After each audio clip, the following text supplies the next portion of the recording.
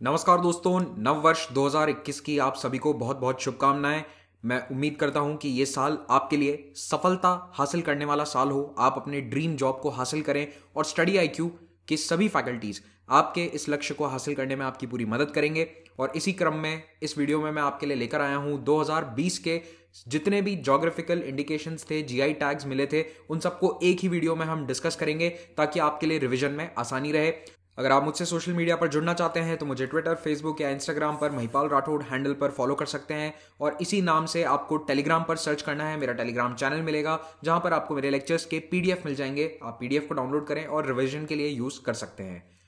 तो 2020 की बात करने से पहले 2019 के जीआई टैग्स को रिवाइज कर लीजिए। पॉज करके केवल नाम पढ़ लो, एटलीस्ट नाम और लोकेशन याद कर लोगे, स्टेट याद कर लोगे तो भी आपका काफी हद तक काम चल जाएगा। तो एटलीस्ट लोकेशन तो आपको पता होनी चाहिए। वैसे इन पर भी एक डिटेल्ड कंपाइलेशन वीडियो हमारे चैनल पर उपलब्ध है 2019 के जीआई टैग्स पर।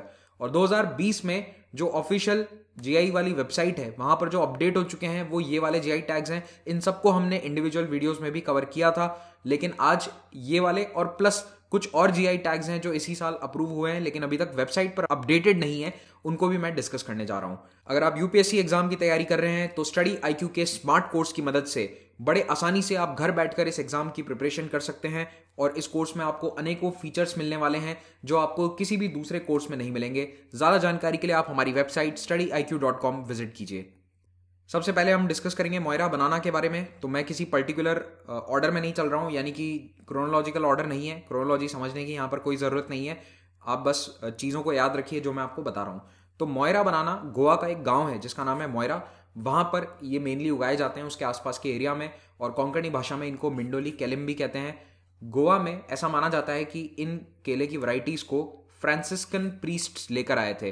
तो केरल से फ्रांसिस्कन प्रीस्ट इसको यहाँ लेकर आए थे। इस केले की खासियत ये होती है कि इसकी शेल्फ लाइफ काफ़ी लंबी है, ये इतनी जल्दी सड़ता नहीं है, इसमें बीज बहुत कम होते हैं। जो खाने में आते हैं बीच में केले के वो बीज होते हैं, तो वो इसमें कम होते हैं। इसका स्वाद काफ़ी मीठा होता है और ये अप टू 30 सेंटीमीटर्स तक लॉन्ग हो सकता है और 200 ग्राम इसका लगभग वजन होता है। और ये बहुत ही न्यूट्रिशियस है। इसको कई तरह के लोकल डिशेस में यूज़ किया जाता है, इसको फ्राई करके खाया जाता है। बहुत सारी डिशेस बनती हैं गोवा की लोकल क्यूजीन में। तो मोयरा बनाना याद रखिएगा, गोवा में मोयरा नाम की जगह है, गांव है, उसके आसपास बनता है, ये उगता है, बनता नहीं है। तो ये जीआई टैग हो गया गोवा से पहला। दूसरा है खाजे। ये एक प्रकार की मिठाई होती है जो अगेन गोवा में बनती है। और इसको बनाने के लिए क्या इंग्रेडिएंट्स का इस्तेमाल होता है, इसमें यूज होता है चिकपी यानी कि चना, फिर आटा, अदरक और सेसमे यानी कि तिल। तो इन सबको मिलाकर ये बनता है। इसमें गोवन जिंजर, लोकल सॉल्ट और पानी पर्टिकुलर जो इस एरिया का यूज होता है उससे इसका एक अलग टेस्ट आता है। तो ये गोवा में दोनों मंदिरों में और चर्चेस में दोनों में इस्तेमाल होती है एज प्रसाद या स्वीट। तो चर्च में भी इसे बांटा जाता है, मंदिरों में भी बांटा जाता है कैथलिक फेस्टिवल्स में। तो इसीलिए ये काफ़ी फेमस है गोवा की खाजे स्वीट। इसको जीआई टैग का दर्जा मिल चुका है। गोवा से ही तीसरा है हरमल चिलीज। तो हरमल चिलीज की खासियत ये है कि इसकी जो स्मेल है वो बहुत ही तेज़ होती है, पंजेंट होती है। दूसरा, इसकी बहुत लंबी शेल्फ लाइफ है, ये जल्दी ख़राब नहीं होती। इसकी जो आउटर स्किन है वो बहुत ही शाइनी है, आपको फोटोग्राफ में भी दिख रहा होगा, बहुत चमक रही है मिर्ची। तो इस पर कोई आर्टिफिशियल वैक्स नहीं लगाया गया है शोरूम में रखने के लिए या फिर सुपरमार्केट में सजाने के लिए, बल्कि नेचुरली इसकी आउटर स्किन इतनी स्मूथ होती है, इसमें रिंकल नहीं होते हैं। आप आमतौर पर जो फोटोग्राफ्स देखेंगे दूसरी मिर्ची के उसमें आपको रिंकल नजर आएंगे, यहाँ पर कोई भी रिंकल नहीं है, बिल्कुल स्मूथ स्किन होती है। इसका मिनरल कंटेंट काफ़ी हाई है और इसका इस्तेमाल अगेन गोवा की लोकल क्यूजीन में होता है, चिकन जकूटी मसाला में, खाट खाटेम और रेचियाडो मसाला में। इसके अलावा गोवा से एक और चिली है जिसको पिछले साल 2019 में जीआई टैग मिला था। इस पर वीडियो मैंने बनाया था 2020 में, क्योंकि ये न्यूज़ में 2020 में ज़्यादा रही थी for some reason, even I am not sure why. लेकिन इसको जीआई टैग 2019 में अप्रूव हो गया था। ठीक है, हो सकता है कि वो बाद में न्यूज़ प्रेस रिलीज वगैरह लेट जाती है कई बार, उसके कारण वो न्यूज़ में लेट आता है। लेकिन जो इसका जीआई टैग है वो 2019 में चला गया था। तो ये भी एक गोवा, साउथ गोवा की चिली है, खोला चिली। तो ये भी आप याद रख लो क्योंकि गोवा से है इसलिए थोड़ा सा रिलेटेड है। तो खोला और हरमल चिलीज दोनों गोवा से आते हैं। अगला जीआई टैग मिला कश्मीर के केसर को। तो कश्मीर का जो सैफरन है ये कल्टीवेट किया जाता है कारेवा हाईलैंड्स में, यानी कि जो हाईलैंड्स वाला एरिया है जम्मू कश्मीर में और ये वैसे ही फेमस है। आई एम श्योर आप सबने केसर के बारे में सुना होगा।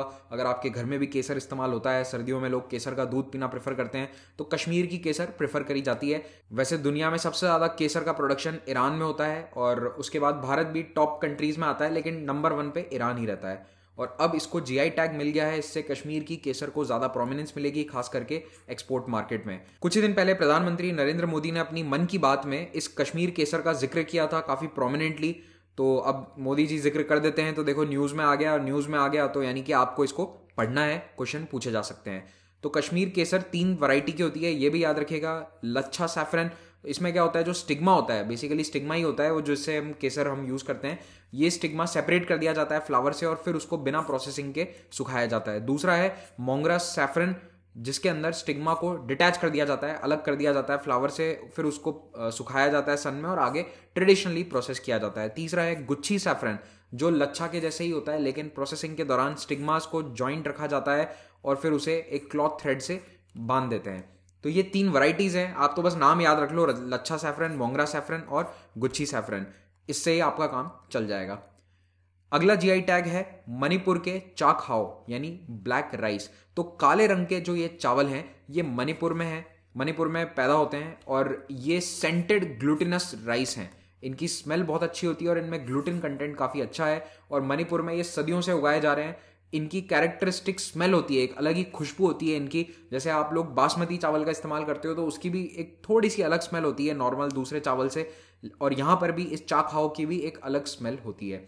इसको खाया जाता है जब कम्युनिटी फीस्ट होती है, यानी कोई त्यौहार मना रहे हैं तो वहाँ पर इसको बनाया जाता है और चाकहाओ खीर के रूप में इसे सर्व किया जाता है, यानी कि इस चावल से जो खीर बनती है वो भी ट्रेडिशनल क्यूजीन का पार्ट है। और इसके साथ ही मणिपुर में जो ट्रेडिशनल मेडिसिन है वहाँ पर भी इसका इस्तेमाल किया जाता है। Next is Gorakhpur terracotta. तो उत्तर प्रदेश के गोरखपुर जिले में बनने वाले टेराकोटा प्रोडक्ट्स को जीआई टैग का दर्जा दे दिया गया और गोरखपुर में भी भाट हट एरिया है, वहां पर ये टेराकोटा प्रोडक्ट्स बनते हैं। टेराकोटा बेसिकली मिट्टी होती है, मिट्टी को, क्ले को गर्म करके इस तरह का रूप दिया जाता है, उसे पकाया जाता है। तो टेराकोटा का मतलब ही यही है कि जमीन से जुड़ा हुआ, टेरा यानी कि जमीन होता है। तो टेराकोटा प्रोडक्ट्स जो हैं वो इस तरह के खिलौने हैं या फिर डेकोरेटिव आइटम्स हैं, वो सभी बनते हैं। और टेराकोटा फिगरीन्स आप कहीं भी देख लीजिए, जब भी कोई क्राफ्ट मेला होगा, हैंडीक्राफ्ट मेला होगा, वहां पर हमेशा डिमांड में रहते हैं। तो इस तरह के फिगरीन्स क्योंकि बिकते बहुत हैं, लोग इनको खरीदना पसंद करते हैं, अपने शोरूम्स में, होटल्स में, घरों में इसको रखते हैं एज डेकोरेटिव पीसेस, तो इसीलिए ये काफ़ी डिमांड में रहते हैं। अगला है कोविलपट्टी कड़लाई मिठाई। तमिलनाडु में कोविलपट्टी नाम की एक जगह है, दक्षिणी तमिलनाडु में, मदुरई शहर से कुछ किलोमीटर साउथ में स्थित है। नाम याद रख लेना, कोविलपट्टी जगह का नाम है। तो वहां पर एक प्रकार की मिठाई बनती है जो बनती है मूंगफली से, और इसमें साथ में गुड़ का इस्तेमाल किया जाता है, वेल्लम कहते हैं, जो वहाँ की स्पेशल जागरी है, और इसमें ऊपर से ड्राइड कोकोनट एट्सेट्रा डाला जाता है।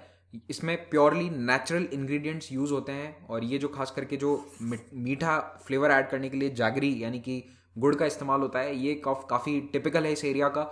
और यहाँ पे पानी यूज़ किया जाता है, थमीराबरनी नाम की एक नदी है, उसका पानी इस्तेमाल होता है। तो इन सब चीज़ों के इस्तेमाल से एक पर्टिकुलर टेस्ट मिलता है इस मिठाई को, जो यहाँ की फेमस है कोविलपट्टी कड़लाई मिठाई। अगला जीआई टैग है तंजावुर के नेट्टी वर्क्स को। तंजावुर भी तमिलनाडु का ही एक डिस्ट्रिक्ट है, तो तंजावुर के आसपास के जो गांव है वहां पर ये नेट्टी वर्क होता है। नेट्टी वर्क में इस तरह के छोटे छोटे मॉडल्स बनाए जाते हैं। मेनली यहाँ पर जो मंदिर है, खास करके बृहदेश्वरा मंदिर जो है, उसका स्केल मॉडल बनाया जाता है। और ये किस चीज़ का इस्तेमाल करके बनाया जाता है, ये जो व्हाइट कलर की चीज़ आपको दिख रही है जिससे ये बनाया है, ये एक प्लांट प्रोडक्ट है। तो प्लांट का जो पिथ है वो कहाँ से मिलता है, एक हाइड्रोफाइट प्लांट है जिसका नाम है एस्काइनोमीन एस्पेरा। तो इस एरिया में, तंजावुर के एरिया में, ये वाला पर्टिकुलर हाइड्रोफाइट प्लांट मिलता है और इसका जो स्टेम है वहां से एक वाइट कलर का प्रोडक्ट निकलता है जो कि यूज किया जाता है, चिजल किया जाता है इस तरह के पर्टिकुलर मॉडल्स में। तो ये आर्टिसंस इस एरिया में बहुत ही स्किल्ड हैं इस तरह के क्राफ्ट में, और ये ट्रेडिशनल आर्ट है जो एक पीढ़ी से दूसरी पीढ़ी तक ट्रांसफर किया जाता है, उसे सिखाया जाता है। तमिलनाडु का ही अरुम्बवूर वुड कार्विंग, इसको भी जीआई टैग मिला है। अरुम्बवूर नाम की जगह है, ये जो डिस्ट्रिक्ट है इसका नाम भी आप याद रख लेना, डिस्ट्रिक्ट का नाम है पेरम्बलूर। तो तंजावुर नेट्टी वर्क्स जो हैं ये तंजावुर सिटी के आसपास के गांव हैं। डिस्ट्रिक्ट हेडक्वार्टर भी है तंजावुर और सिटी भी है। और अरुम्बवूर वुड कार्विंग्स जो हैं ये पेरम्बलूर जिले में आते हैं और उसी के पास में अरुम्बवूर और कुछ और गांव हैं, ये गांव का नाम है, इसके आसपास के जो गांव है वहां पर ये वुड कार्विंग्स होती है। अरुम्बवूर वुड कार्विंग्स बनाने के लिए जिन पेड़ों का इस्तेमाल किया जाता है वो है इंडियन सिरिस, मैंगो, लिंगम ट्री, इंडियन एश ट्री, रोजवुड या नीम ट्री। और इस वुड कार्विंग की खासियत ये है कि यहाँ पर स्कल्पचर्स बनाए जाते हैं भगवान के, तो भगवान विष्णु, गणेश, इन सब के स्कल्पचर्स बनते हैं मोस्टली। और ये पूरी तरह से हैंडमेड है, यहाँ पर कोई मशीन का इस्तेमाल नहीं होता, यानी कि ये पूरी कारीगरी हाथ से करी गई है, कहीं पर भी इलेक्ट्रिक मशीनों का इस्तेमाल नहीं होता। तो चाहे वो चिजलिंग हो, साइजिंग हो, या फिर ये बारीक डिटेल्स जो आप देख रहे हैं, इन सभी डिटेल्स को बनाने के लिए कहीं पर भी मशीन का इस्तेमाल नहीं होता। ये सारे पैटर्न्स और डिज़ाइन हाथ से बनाए जाते हैं। और इसी अरुम्बवूर वुड कार्विंग का एक और एग्जाम्पल है टेम्पल कार्स। तो दक्षिण भारत के मंदिरों में इस तरह के रथ आपको देखने को मिलेंगे जो पर्टिकुलर किसी फेस्टिवल पे, जैसे रथ यात्रा होती है, वहां पर यूज होते हैं। और इन रथ को भी बनाया जाता है इसी वुड से। तो इन दोनों की लोकेशन तमिलनाडु में है, तो इसलिए मैंने तमिलनाडु वाले सारे एक साथ ग्रुप कर दिए। तो ये इसकी लोकेशन है, आप देख सकते हैं, सेंट्रल तमिलनाडु में स्थित है तंजावुर। अगला जीआई टैग है तेलंगाना का तेलिया रुमाल। तेलिया रुमाल नाम से आपको लगेगा कि कोई रुमाल बनता होगा, लेकिन रुमाल नहीं बनता, इससे बेसिकली साड़ीज बनती हैं। तो ये जो साड़ी बनाने की या कलर करने की टेक्निक है, ये टाई एंड डाई टेक्निक है, यानी बांधकर उसको डाई किया जाता है। और इसमें कुछ ऑयल्स का यूज होता है जिनसे ये कलर्स और पैटर्न रिटेन हो सकें। और इन साड़ीज की एक पर्टिकुलर सॉफ्टनेस होती है, डिस्टिंक्ट स्मेल होती है इस ऑयल की। तो यहाँ पर केवल 3 कलर्स का इस्तेमाल होता है, आप देख ही सकते हैं, रेड, ब्लैक और वाइट जैसे कलर का इस्तेमाल हुआ है, और इसी से हर पैटर्न बनाया जाता है। तो रेड में ऐसा नहीं कि कोई पर्टिकुलर एक ही रेड होगा, थोड़ा क्रिम्सन से ऑरेंज रेड हो सकता है, ब्राउन रेड, मरून रेड, पर 3 कलर ही होते हैं मोस्टली। ये जो आपको दिख रही है पैटर्न अलग अलग तरह के हो सकते हैं, पर कलर्स जो आपको यहाँ नजर आ रहे हैं, इन्हीं 3 कलर्स का मेनली इस्तेमाल होता है तेलिया रुमाल को बनाने में। अगला है सिक्किम की दल्ले खुरिसानी मिर्च। ये दुनिया की सबसे तेज मिर्च में से एक मानी जाती है, one of the world's hottest chilies. इसकी जो SHU रेंज है वो 1 लाख टू 3,50,000 है। SHU क्या होता है? Scoville heat units. तो इससे हम मिर्च की कितनी तीखी मिर्च है कोई, ये नापने के लिए हम SHU का इस्तेमाल करते हैं। तो इसकी जो SHU वैल्यूज है, याद रखिएगा, 1 लाख टू 3,50,000 के बीच में आती हैं। ये अगेन लोकल प्रिपरेशंस में बहुत काम आती है, स्पेशली विद मोमोज, और इसकी कई मेडिकल प्रॉपर्टीज भी हैं, तो ट्रेडिशनल मेडिसिन में इसका इस्तेमाल किया जाता है। तो सिक्किम की दाले खुरिसानी मिर्च। अगला है हजारीबाग का सोहराई और खुवार पेंटिंग्स। तो सोहराई और खुवार ये 2 तरह की पेंटिंग्स हैं, दोनों ट्रेडिशनल पेंटिंग्स हैं जो आदिवासी अपने घरों के बाहर पेंट करते हैं। बस फर्क इतना है कि एक पेंटिंग लोकल हार्वेस्ट के दौरान बनाई जाती है, जब खेती में से आप हार्वेस्ट करके लाते हैं खेतों से, और दूसरा शादियों के समय यूज बनाई जाती है। तो ये पेंटिंग्स हजारीबाग वाला जो एरिया है झारखंड का, वहां पर देखने को मिलेगी। इन पेंटिंग्स को बनाने में जो लोकल मिट्टी है उन्हीं का इस्तेमाल किया जाता है, कोई भी बाहर का आर्टिफिशियल कलर यहाँ पर इस्तेमाल नहीं किया जाता। तो ये म्यूरल्स हैं जिनसे दीवारों को पेंट किया जाता है, और इसमें रिलीजियस आइकोनोग्राफिक भी है, एनिमल फिगर्स भी हैं, प्लांट्स हैं, सिंपल पैटर्न लाइन और डॉट्स के भी हैं, बहुत तरह के अलग अलग पैटर्न हैं। अगर आप कभी रांची एयरपोर्ट पे जाएं तो आपको ये इंस्टॉलेशन देखने को मिलेगा बिरसा मुंडा एयरपोर्ट पर, और ट्रेन से जाओ तो टाटा नगर रेलवे स्टेशन पे भी अब इसका इंस्टॉलेशन आप देख सकते हैं। इसी के साथ ये लेक्चर समाप्त होता है। फिर से एक बार मेरी तरफ से आप सभी को 2021 नए साल की शुभकामनाएं, और पूरे तन मन लगाकर आप 2021 में पढ़ाई करें और आपका जो भी ड्रीम जॉब है उसे अचीव करें।